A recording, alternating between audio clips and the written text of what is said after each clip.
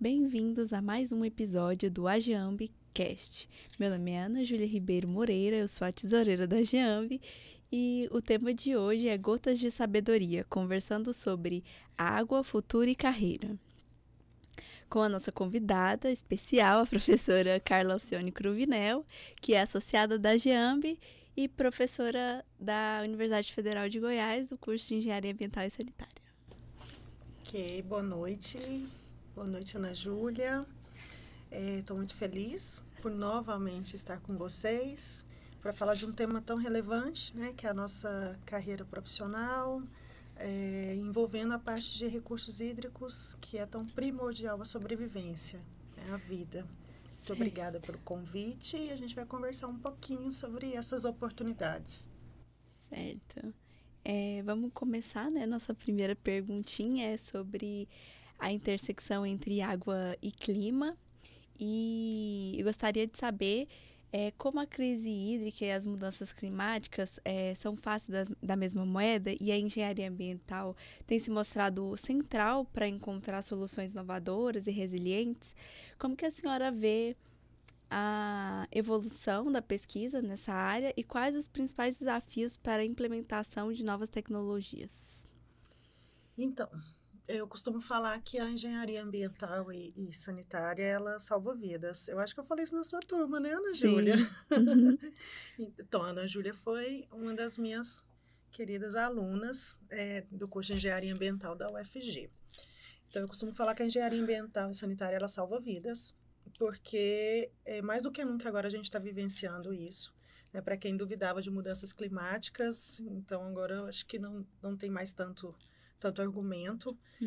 A gente tem vivido cenários bastante críticos, né? No ano de 2023, a gente foi considerada a pior seca. No ano de 2024, superou o ano de 2023, novamente com a pior seca, afetando 55% do território do Brasil, deixando muitos danos na agricultura, muitos danos na geração de energia elétrica, muitos danos na saúde pública, e a gente tem que lembrar que nós ainda temos uma população brasileira de mais de 27 milhões de pessoas sem abastecimento de água, e a crise hídrica ela só intensifica esses danos. Então, não tem como a gente negar que essa crise hídrica ela existe, que ela tem afetado de maneira muito incisiva os recursos hídricos.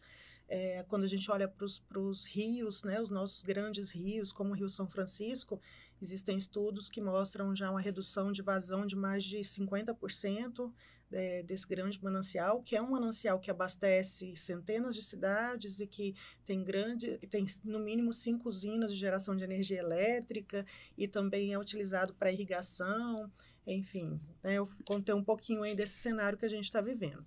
E a engenharia ambiental, ela entra de maneira muito contundente na resolução desses problemas, e eu acho que é isso que a gente vai conversar um pouquinho hoje, né? Sim, e aí já começa com um tema bem polêmico, né? Polêmico. E aí no final a gente suaviza para terminar bem tranquilo. E agora a segunda pergunta é a questão da justiça ambiental. Também se torna mais urgente nesse contexto, e aí como que a gente pode garantir que as soluções para a crise hídrica não ampliem a desigualdade social e ambiental? Então, a primeira coisa que a gente tem que trazer para o público é o que é justiça ambiental, o que a gente entende como justiça ambiental. Aí eu vou passar a pergunta, Ana Júlia. Ah, que interessante. O que você entende como justiça ambiental? Eu entendo como uma questão de... não de divisão dos recursos, né? Mas dar acesso e a oportunidade a esses recursos. Sim. Isso que seria a justiça ambiental, né? E aí, quando a gente vem falando dos desastres propriamente causados pelas mudanças climáticas, a gente vê que um grupo é muito mais afetado que outros. E aí não tem uma justiça ambiental. Justamente esse é o ponto de exemplo que eu acho mais... que exemplifica melhor, né? A questão da justiça ambiental. Tá vendo? Acho que eu não preciso mais responder. Acho que a Muito Ana Júlia bom. já respondeu para mim. Então, a justiça ambiental ela é realmente oportunizar que todos tenham acesso, né, às questões ambientais. E quando a gente fala de justiça ambiental, a gente está falando de acesso à água, a gente está falando de acesso a um ar de qualidade, a gente está falando de ambientes onde não tem resíduos sólidos, ou seja, o acesso ao serviço de coleta e tratamento de resíduos, o acesso a um serviço de coleta e tratamento de esgoto. Então, a gente está falando de condições ambientais que todos devem ter acesso. E a crise climática, as mudanças climáticas e a crise hídrica, ela deixa realmente as populações mais carentes, né, mais vulneráveis, acabam sendo mais atingidas. Então, você realmente já explicou o que é isso. E a justiça ambiental ela tem que ser entendida que é uma realidade que às vezes as ações de alguns afetam de forma considerável outros, e esses outros normalmente são as pessoas mais vulneráveis. E a gente não tem que falar só de pessoas, a gente tem que falar de país também.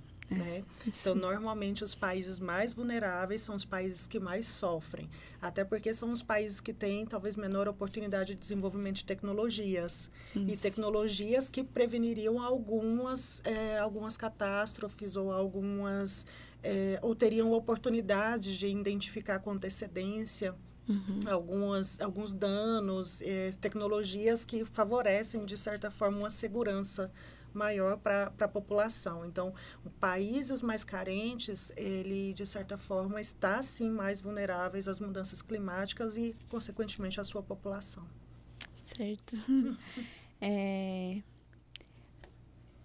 Falando um pouco sobre o impacto mais regional, como que a crise hídrica e as mudanças climáticas estão afetando especialmente as diferentes regiões do Brasil, e quais as particularidades dessas regiões? Se quiser dar um enfoque para Goiás, né? Então, porque até agora no evento da SOEA, né, uma das questões que eu levei para a palestra foi isso, de que maneira cada região tem sido atingida pela escassez hídrica, né? E aí a gente não deixa de vincular a escassez hídrica com a mudança climática. Enfim, a gente tem visto situações nunca vistas antes, e isso são cenários reais, demonstrados pela ciência, né, na verdade, com estudos, né, de modelagem que mostram aí uma piora. Por exemplo, região amazônica com seca, né, afetando, inclusive, o acesso da população a serviços essenciais, como, por exemplo, hospitais, escolas, porque o acesso dessa população é feito normalmente por barco, né? E se não tinha água, não tinha como navegar, dificultando até mesmo o alimento chegar até essa população. A gente tem uma intensificação de seca no Nordeste, onde aí tem perdas gigantes com relação à produção agrícola, que ainda a gente sabe que tem uma dificuldade, e quando, né, consegue se desenvolver, ainda tem essa questão da mudança climática, tem afetado muito. E em Goiás, a gente tem um estado extremamente agrícola, agropecuário. Então, a seca ela também vem trazendo prejuízos para essa irrigação, comprometendo, inclusive, abastecimento público, porque a gente sabe que muitas das nossas bacias hidrográficas de abastecimento público são bacias que têm grandes plantações no entorno, dentro da sua bacia, né, no entorno aí dos mananciais de captação. Então, existe um conflito ainda entre o uso dessa água. Se reduz a vazão, por exemplo, do Rio Meia Ponte, que é o nosso, né, um dos principais mananciais de abastecimento de Goiânia, esse Rio Meia Ponte ele também é utilizado para irrigação. Então, esses pivôs, eles são lacrados, e aí existe uma perda grande econômica para o Estado, uma perda para nós como sociedade, porque se esse alimento ele fica... É a questão da lei da oferta e da demanda. Se tem menos oferta ali, né, a gente continua tendo a demanda, esse alimento ele vai aumentar. Então, o impacto social e econômico também ele é grande. Então, a questão da geração da energia elétrica, se reduz a água, né, como a gente tem algumas pequenas centrais hidrelétricas em Goiás, se reduz ali o comprometimento da geração de energia, né, existe, é necessário ligar a termoelétrica, e o que vem na nossa conta de energia? Bandeirinha vermelha. Uhum. Ligou termoelétrica, bandeira vermelha, né, conta de energia mais cara. Então, eu costumo falar, né, que a água, ela permeia todos os ODS, todos os Objetivos de Desenvolvimento Sustentável, os 17 Objetivos de Desenvolvimento Sustentável. E a mudança climática, ela afeta diretamente o recurso hídrico e afeta aí o atendimento aos ODS. Que a gente, inclusive a Saneago, também é signatária, né, desse pacto. Aí eu queria falar um pouco mais sobre o nosso papel, né, como engenheiros ambientais, em todo esse impacto, porque a gente vê muito essa dificuldade no mercado, quando a gente entra no mercado, né, já falando do meu cenário, de como que a gente pode estar contribuindo e quais seriam essas atribuições que a gente vai desenvolvendo ao longo da graduação, né, e após, para contribuir melhor com essa redução das mudanças climáticas e principalmente da crise hídrica. Ana Júlia, né, você já é uma profissional que sempre foi uma acadêmica muito dedicada, né, muito envolvida com todas as questões do seu curso, né, e agora da sua profissão. E a gente conversa muito sobre algumas questões da engenharia ambiental. Que a engenharia ambiental, primeiro ponto, a engenharia ambiental e sanitária, né, ainda mais completa, é o curso que melhor prepara o profissional para a atuação na área ambiental, porque a gente tem uma visão muito ampla e muito interdisciplinar de muitas coisas. Né? Então, eu lembro que sempre, em todas as turmas, eu tenho a mesma pergunta, né? O que o engenheiro ambiental pode fazer que nenhum outro profissional faz? Ótimo. Né? Eu acho que você foi uma das que me perguntou isso. Então, sempre tem essa pergunta. E aí, para a tristeza de alguns, a minha resposta sempre foi nada. Porque a gente tem aí outros profissionais que também conseguem atuar em várias áreas que a gente atua. Porém, nenhum outro profissional é tão completo, vamos dizer assim. Não consegue ter uma visão holística mesmo, né, da situação. Sim, né, a gente tem realmente uma análise sistêmica muito, né, muito aprofundada. O que é análise sistêmica? É a gente não olhar de uma forma retilínea, mas olhar que existe ali várias questões influenciando aquele contexto, né? A gente olhar de uma forma muito ampla mesmo. Então, a engenharia ambiental, ela tem essa capacidade. Ela proporciona isso realmente para o profissional. Porém, a gente tem que entender que a gente não trabalha sozinho, né? E isso, eu acredito que praticamente em todas as áreas profissionais, a gente tem que entender que não trabalha sozinho. Então, a engenharia ambiental, ela tem um papel fundamental na resolução dessa crise climática, dessa crise hídrica, porém, a gente não trabalha sozinho mesmo, a gente precisa de outros profissionais. Então, o engenheiro ambiental, ele tem que estar aberto a isso, primeiro ponto, ele tem que estar aberto a ouvir e a ter essa conexão com outros profissionais, conhecer também um pouco mais, né, da atuação desses outros profissionais, mas sabendo que cada um tem o seu nicho ali de trabalho e mercado. E ele tem que estar antenado a essas novidades, né, a gente precisa. Então, a engenharia ambiental e sanitária, ela está muito preparada para atuar, por exemplo, com a gestão de recursos hídricos. E quando eu falo de gestão de recursos hídricos, eu estou falando de quantitativo, de qualitativo, eu estou falando de múltiplos usuários, de resolução de conflitos desses usuários, eu estou falando de enquadramento de classes de mananciais, de tecnologias de tratamento de água, tecnologias de tratamento de esgoto, então, a engenharia ambiental, de modelagem computacional para simulação de cenários de enchentes urbanas, para simulação de cenários realmente de redução de vazão de mananciais, de estudos de autodepuração, enfim. Acho que a engenharia ambiental, ela está muito envolvida na resolução desses conflitos de recursos hídricos.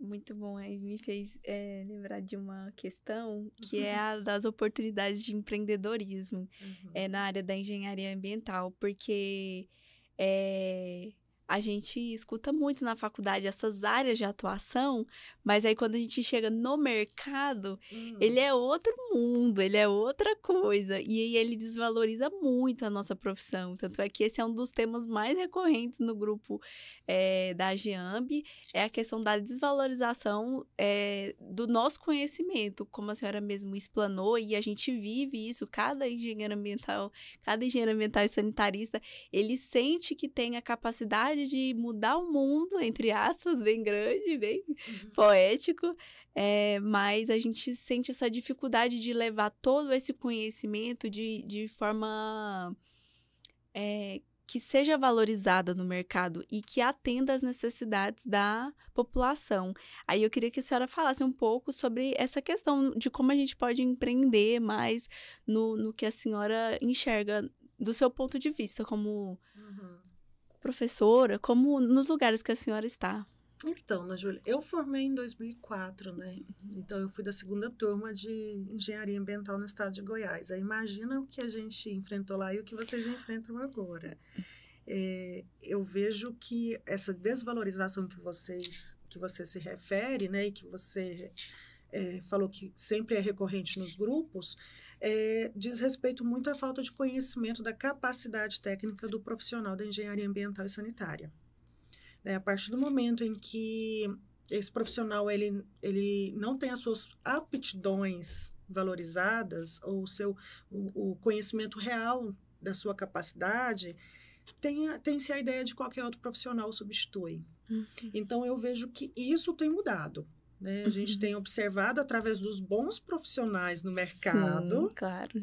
Porque quando a gente tem bons profissionais no mercado, esses profissionais elevam o nome da profissão. Sim. Então, se ele pega a indústria, por exemplo, ela pega um profissional de uma outra, contrata um profissional de uma outra área e contrata um engenheiro ambiental e sanitarista e vê que esse engenheiro ambiental e sanitarista ele tem capacidade de resolver problemas que o outro não tem, quando ele for contratar novamente, ele vai querer um engenheiro ambiental e sanitarista. Então, é dessa forma que a gente consegue fortalecer a nossa classe, fazendo o melhor dentro de onde a gente estiver. Sim, e aí, a partir desse momento, outras oportunidades vão surgir.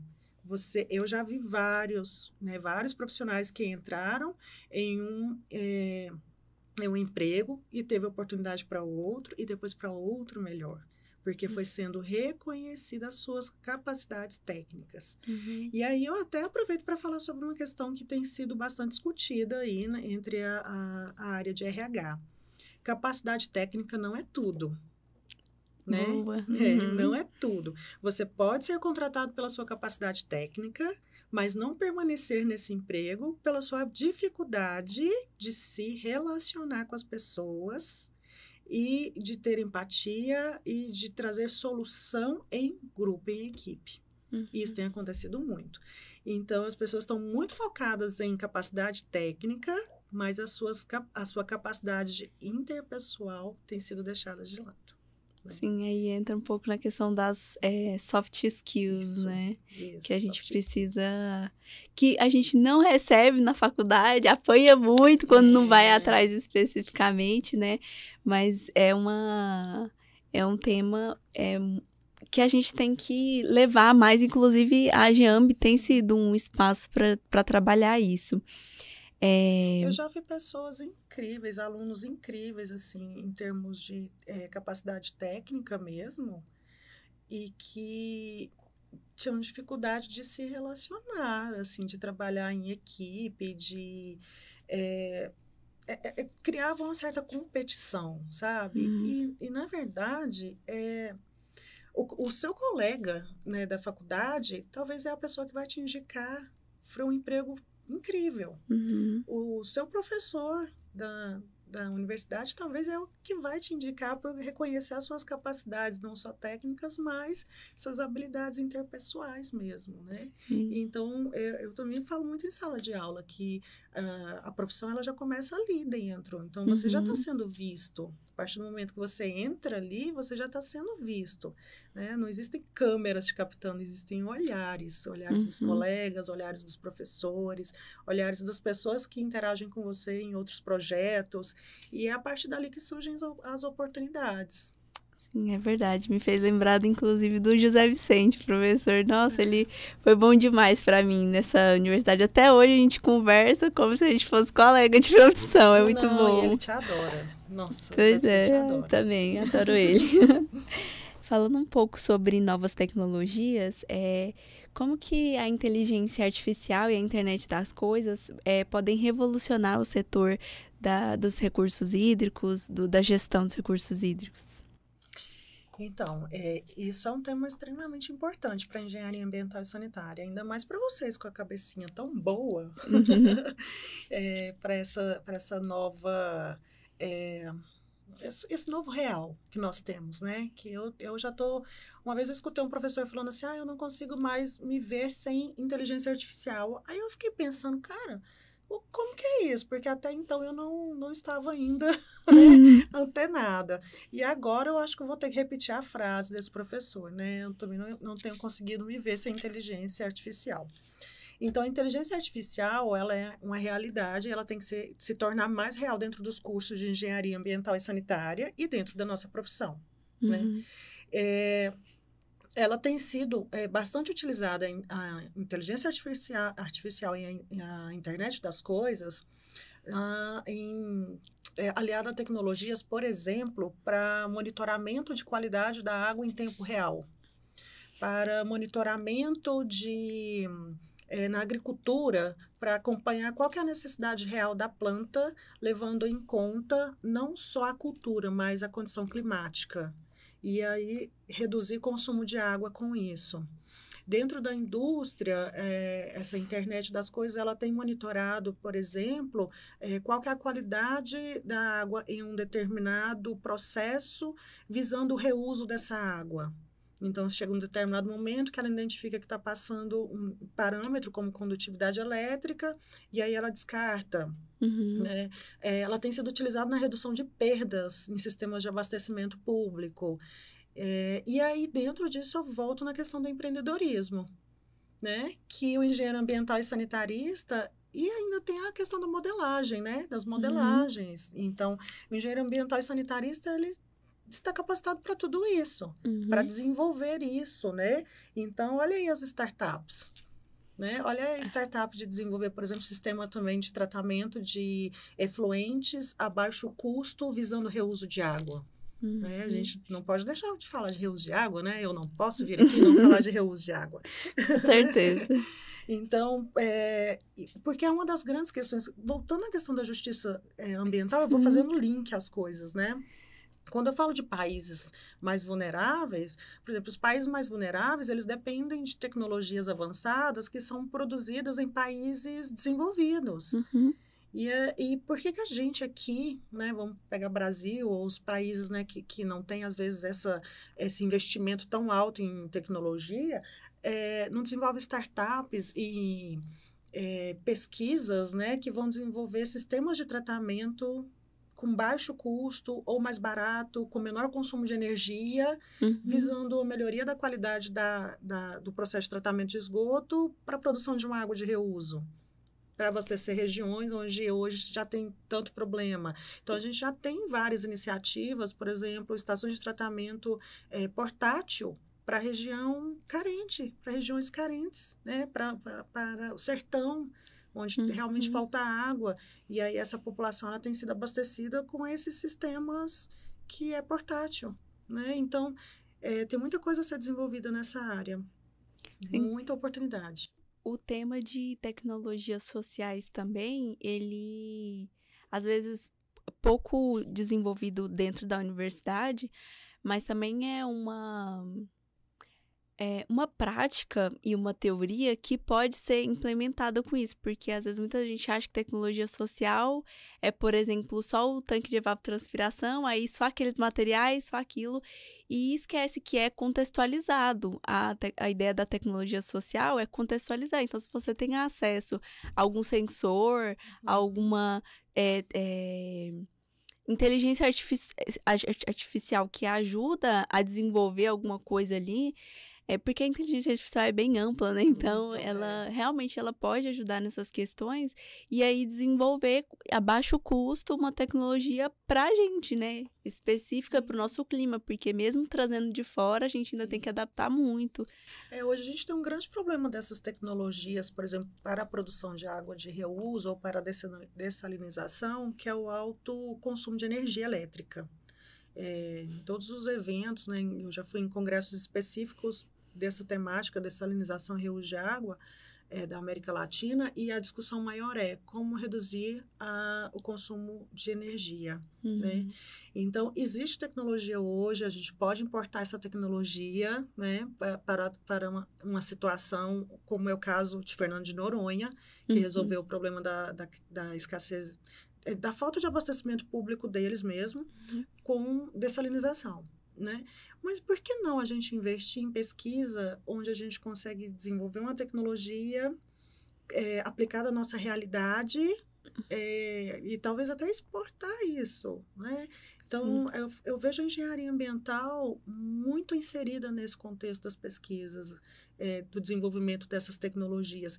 E isso não precisa estar dentro só da universidade, Ana Júlia. Sim. Na verdade, a gente precisa fomentar isso mais no país. A gente tem uma ideia no Brasil de que pesquisa é só dentro de universidade. E é só o governo que vai pagar, né? E é só o governo que vai pagar. E cadê os grandes centros de pesquisa? Cadê os interessados?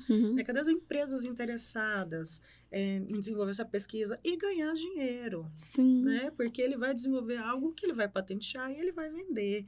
Então, a gente precisa fomentar mais essas discussões no país para incentivar essas indústrias, essas empresas, não só a indústria, mas empresas a investirem, sim, em pesquisa, em desenvolvimento de novas tecnologias na área de saneamento, na área de gestão de recursos hídricos. Hoje, semana passada, na FENASAM, né, eu fui na FENASAM e, cara, o que tinha de tecnologia ali e chinês, muito chinês, né? Tinha duas filas de estandes, assim, duas fileiras de estandes de chinês. Né, vendendo ali sensores portáteis para análise de qualidade da água. E cadê, né, o Brasil nisso? Né? Sim. A gente precisa fomentar mais pesquisa. E a engenharia ambiental está aí. A gente entende desses processos. A gente entende de um processo de tratamento, a gente entende de um processo de monitoramento. A gente entende das políticas também, né? Políticas. Porque eu tenho observado muito que a gente não consegue desenvolver nada do que é proposto na universidade se a gente não unir os atores, que é o privado, o público e o interesse da sociedade. Sim. Então, a gente também tem essa visão, essa possibilidade de gerar uma conversa para trazer essas oportunidades que a senhora está falando. E é também uma oportunidade de empreender, né, nessa questão. Mas a sociedade também tem um papel fundamental nisso, sabe, Ana Júlia? A resistência que muitas vezes a sociedade tem à mudança de cultura. Acho que eu diria melhor, né? A gente precisa de uma mudança cultural. Então, sempre... Vou pegar novamente reuso de água, né? Sempre que eu dou alguma palestra, eu pergunto, né? Quem beberia água de reuso? Aí sempre tem alguém ali na primeira fila que faz aquela cara. Eu não, né? A gente fala do fator Yakyuk, né? Já está bebendo. Sim, né? Já está bebendo. E aí, o que isso tem a ver com o que a gente está falando? Porque se a população, ela rejeita... Qual que é o interesse do governo em implementar esse tipo de prática? Se às vezes o próprio governo vai ser atingido de forma negativa por essa população. Mas ela não entende que ela já faz isso de uma forma que não é planejada. Não está regulada. Não está regulada. E ela não entende também que favorecer esse reuso é permitir, por exemplo, que essa água fique disponível para um maior número de pessoas, ou que aumente a produtividade de uma determinada região. E quando fala de aumentar a produtividade, a gente está falando de geração de emprego, a gente está falando de geração de renda, de economia maior, de qualidade de vida maior. Né? A gente está falando de possibilidade de disponibilizar água para maior geração de energia. E aí evitar, por exemplo, termoelétricas, né? Eu não vou entrar aqui na seara de energias eólicas ou solar, não. A gente está falando, né? Porque o Brasil, ele tem como matriz principal energia hidrelétrica, enfim. Então, não dá para falar de gestão de recursos hídricos sem falar dessa questão da energia elétrica. Então, a engenharia ambiental está permeando tudo isso. A gente tem conhecimento a respeito de tudo isso, né? E a gente está falando muito de água aqui, mas existem possibilidades de empreender em todas as outras áreas, né? De resíduos sólidos e de drenagem urbana, que é o primo pobre aí do saneamento, quase ninguém fala, né? Mas que tem. Inclusive, essa época é muito boa para relembrar, porque, assim, parece que o ano ele só tem 365 dias e quanto mais a gente cresce, o tempo passa mais rápido, mas é só chegar uma época do ano que o pessoal esquece da outra. Tipo assim, ninguém mais sabe o que é passar pela seca. E a gente tava sofrendo com isso mês passado. E aí, mês passado, ninguém lembrava o que era dirigir na chuva. E hoje já tá um caos. Agora, conversando um pouco sobre conscientização e educação ambiental, eu gostaria de saber qual é o papel da educação ambiental crítica na formação de cidadãos conscientes e engajados com a questão da água e como que a gente pode promover a mudança de comportamento em relação ao consumo de água, principalmente dos grandes usuários, como as indústrias e as companhias de saneamento. Eu vou responder a última parte, porque a primeira parte eu vou deixar para você, né, Júlia? Que eu sei que você sabe mais que eu. A última parte é sobre os grandes usuários e as empresas de saneamento. Primeiro, eu acho que os grandes usuários, minha ideia, os grandes usuários, eles são muito beneficiados com o não pagamento da água. Maior parte desses grandes usuários não pagam por essa água. Mas paga pelo tratamento, porque eles mesmos fazem o seu tratamento de água. Ok, porque eles têm padrões de qualidade dessa água que eles precisam atender conforme a sua atividade desenvolvida. Mas eles não pagam pela água que ele capta. E isso prejudica, inclusive, ações de uso racional da água e reuso de água. Porque qual o interesse dele investir, às vezes, um pouco, não muito pouco, na verdade, né, em melhoria da estação de tratamento de esgoto para poder fazer um reuso? Se ele não paga, né, nem para descartar essa água, ele tem que atender o padrão da CONAMA 430, que a gente sabe que é um padrão que não é muito restritivo, né? É um padrão que um tratamento secundário ele consegue atender. E porque ele vai implantar, por exemplo, um tratamento avançado para fazer, vai gastar mais para fazer um reuso se ele não está pagando pela água. Então, esse é um ponto. Um outro ponto, eu acho que seria talvez buscar incentivos.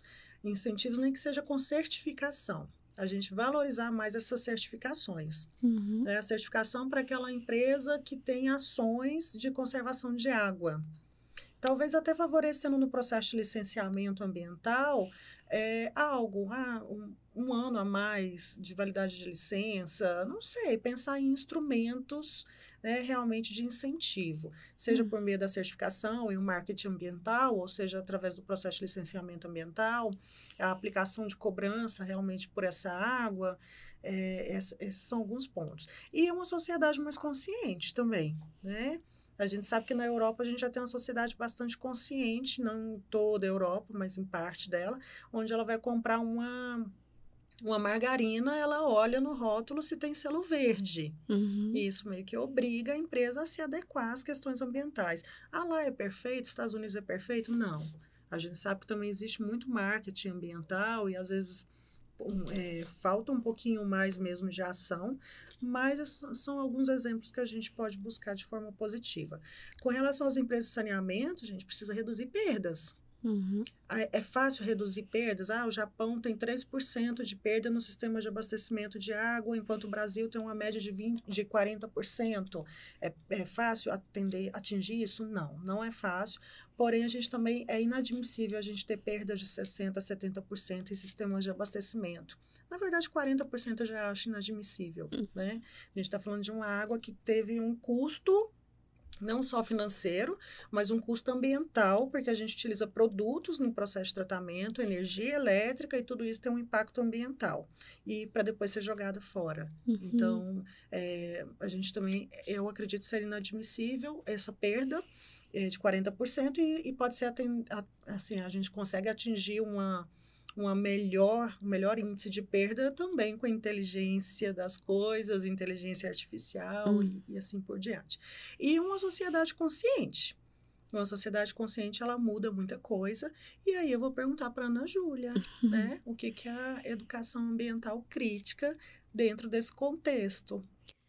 Então, a educação ambiental crítica é uma teoria, mas exemplificando, seria passar a responsabilidade, toda a responsabilidade das crises, principalmente a climática, para o indivíduo, né? E aí fazer esse indivíduo virar de cabeça para baixo para diminuir a quantidade de resíduo que gera, diminuir o consumo de água, enquanto os grandes consumidores de água, as indústrias que produzem muito resíduo e resíduos que são realmente muito nocivos ao meio ambiente e à saúde das pessoas, ficam ali esperando a fiscalização chegar para tirar uma licença, esperando alguma coisa, tipo uma barragem romper para fazer o estudo correto e o controle correto. Então,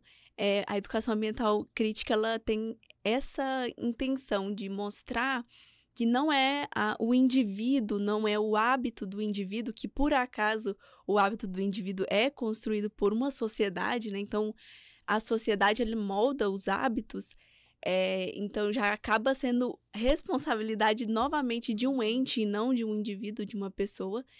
E nesse sentido, poder trazer essa responsabilidade para que esses atores também participem, né, se responsabilizem. E volta àquela questão que não é só o engenheiro que vai resolver, o salvador do mundo. Fazer essa conversa entre a sociedade, as empresas privadas, né, os grandes consumidores, produtores de resíduo, e o governo. Todos os atores, né? Todos os atores. E o governo, na verdade, ele tem um papel fundamental na elaboração de políticas públicas, né, para isso. Sim. Políticas públicas, não estou falando só de leis que não são cumpridas, né? A gente está falando de políticas públicas verdadeiras e políticas públicas aplicáveis e políticas públicas que devem ser cobradas e cumpridas. Quando eu falo, por exemplo, novamente, reuso de água, a gente não tem uma lei federal que estabelece padrão, critério para o reuso de água. Então, traz ainda uma insegurança maior para que seja aplicada a prática de reuso de água. E por que não ter, se a gente tem regiões no país que dependem de reuso de água, né? E aí alguns estados criaram suas próprias leis para conseguir ter a prática de reuso de água. Então, a gente precisa de políticas públicas de verdade, políticas públicas que insiram a população, a sociedade, né, dentro dessas práticas, e cada um se responsabilize de verdade pelas suas ações. Isso. Para finalizar, a gente vai voltar um pouco na questão de visão sistêmica do engenheiro, só para fazer um comentário, que é a questão da gente ser sempre, por ter essa visão sistêmica, a gente tem essa possibilidade de ver o futuro, entre aspas. Poético também. É muito poético. Sim. É quase o Vinícius de Moraes. Da engenharia ambiental. Mas seria isso. Spector, que tá mais dramática agora. Então, e a gente às vezes é muito cobrado, né?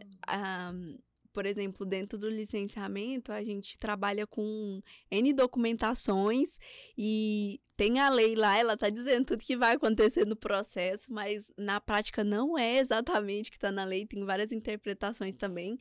Então, a gente tem uma noção do que vai acontecer, do que vai ser cobrado, e isso volta muito para a gente como uma responsabilidade, quando a gente está atuando, como uma responsabilidade que a gente tem que saber o que vai acontecer no futuro, né? E aí eu gostaria que a senhora comentasse um pouco sobre essa questão. Você foi falando, eu lembrei agora daquele filme do Homem-Aranha, né? Grandes poderes trazem grandes responsabilidades. É mais ou menos isso, né? É a frase. Então, a gente tem grandes poderes. O engenheiro ambiental e sanitarista tem grandes poderes. Ele é formado para isso. Essa visão sistêmica, essa análise sistêmica é o que traz esse grande poder para ele. Então, a responsabilidade é grande mesmo. Mas por quê? Porque tem capacidade. Então, a gente realmente a gente tem que ter... se não teve essa formação, deveria ter tido. Essa formação, assim, com essa visão sistêmica.